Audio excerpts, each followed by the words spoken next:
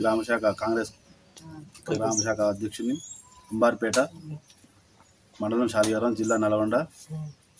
ఇప్పుడు రేవంత్ రెడ్డి సీఎం అయినాక పాలన ప్రజల వద్దకే పరిపాలన వచ్చింది. ప్రజలకు ఏ చిన్న ఇబ్బందులు ఉన్నా కూడా అధికారులు ప్రజల వద్దకే వచ్చి పని చేయాలని పెట్టిండు. ప్రజాపాలన. గత ప్రభుత్వంలో మీకు బీఆర్ఎస్ గవర్నమెంట్ ఇక్కడ ఎమ్మెల్యే ఉండు, ఇప్పుడు మీ టీఆర్ఎస్ పార్టీ ఎమ్మెల్యే అయినరు. అప్పుడు ఆయన అందుబాటులో ఉంటున్నా, ఈయన అందుబాటులో ఉంటున్నా మీకు ప్రజెంట్? ఇప్పుడు మందుల సామెలు ఇప్పటికీ మేము గెలిచిన కాంచి ఒక 3-4 సార్లు కలవడం జరిగింది. అంబార్పేట రోడ్డు, 2 లింక్ రోడ్లు, ఒకటి బస్సు కూడా మేము అడగడం జరిగింది. సారు ఓకే అన్నాడు, సంతకం కూడా చేసి ఇచ్చిండు. బస్సు కూడా మాకు త్వరలో వస్తుంది. మీకు మీ ప్రధానంగా మీ ఊరికి వస్తుంటే రహదారులు కానీ, రోడ్లు కానీ, ఊళ్ళో సిసి డ్రైన్లు కానీ ఏ విధంగా బీఆర్ఎస్ పార్టీ అమలు ఎట్లున్నాయి? బీఆర్ఎస్ పార్టీ ఒక 2-3 రోడ్లే వేసారు అంబార్పేటలో, ఎక్కువ వేయలేకపోయారు. ఇప్పుడు దానికంటే మేము ఎక్కువ వేయాలని అనుకుంటున్నాం. ఎమ్మెల్యే గారికి కూడా మేము వాళ్ళ దృష్టికి తీసుకుపోయినాం. సార్ కూడా మాకు లెటర్ మీద సంతకం చేసి ఇచ్చిండు, ఓకే అన్నాడు. కాకపోతే టైం పడుతుంది. ఈ కాంగ్రెస్ పార్టీ 6 గ్యారంటీ పథకాలు ప్రవేశపెట్టింది, దాంట్లో ఇంప్లిమెంట్ చేసింది 4 రోజుల్లోపే.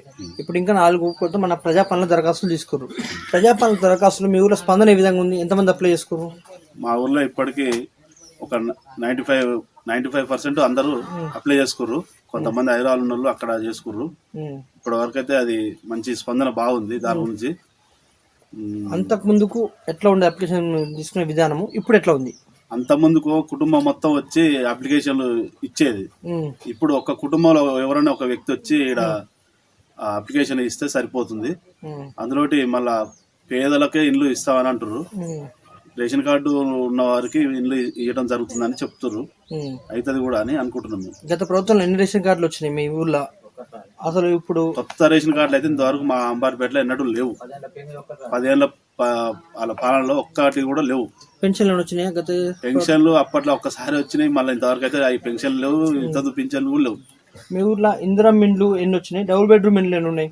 ఇందిరమ్మ ఇండ్లు ఇప్పుడు దగ్గర ఒక 100లో 50% అయ్యే ఉంటాయి. ఇప్పుడు ఈ టీఆర్ఎస్ పాలనలో ఒక్క ఇల్లు కూడా రాలే అంబార్పేటకి. మీ ఊళ్ళో దళిత బంధు ఎన్ని శాంక్షన్ అయినాయి? దళిత బంధు ఒక 10 శాంక్షన్ అయినాయి, కానీ వాళ్ళకి ఇంతవరకు డబ్బులు వల్లే. ఈ మన బీసీ బంధు ఒకటి 2 వచ్చినాయి అంతే. యాక్చువల్గా మీ ఊరు ఎప్పుడు గొర్రెలకు వాటి కోసం డీడీలు కట్టారు, యాదవ్స్ కానీ సహకార సంఘాలు కానీ. మీ ఊర్లో ఎన్ని యూనిట్లు వచ్చి అందరికి వచ్చి కట్టిన అందరికి వచ్చినాయా? కట్టిన వాళ్ళు అందరికి రాలేదు. ఒక యూనిట్ వచ్చింది, ఒక టర్మ్ వచ్చింది, ఇంకా 2వ టర్మ్ ఆగిపోయింది. ఇప్పుడు మీరు అధికార పార్టీలో ఉన్నారు కాబట్టి మీ ఊరు సమస్యలని మీ ఎమ్మెల్యే దృష్టికి తీసుకెళ్లి మీరు ఏ విధంగా పరిష్కారం చేసుకుందాం అనుకుంటారు? అసలు ఏమేమి సమస్యలు మేము మీ దగ్గర?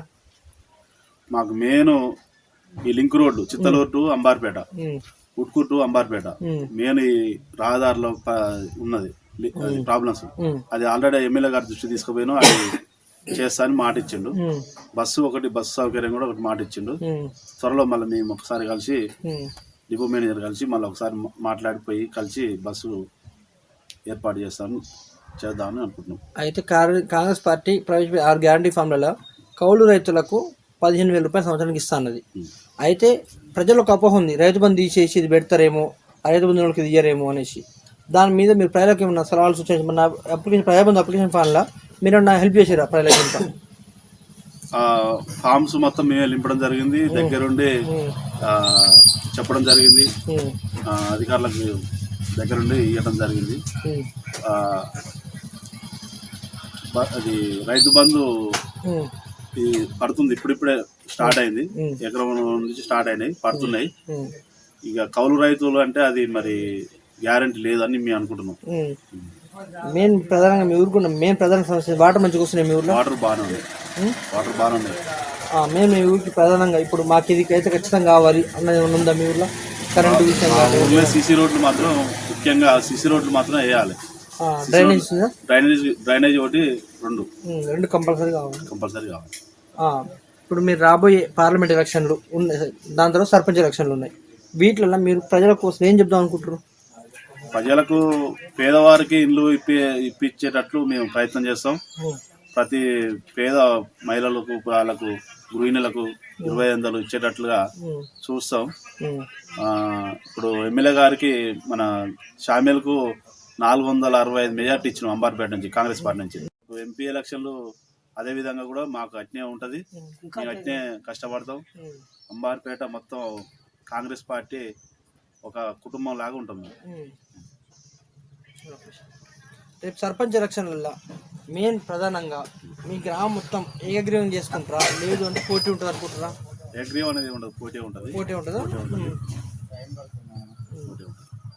ఖచ్చితంగా కాంగ్రెస్ పార్టీ మాత్రం విజయం సాధిస్తాం. కాంగ్రెస్ మాత్రం విజయం సాధిస్తాం.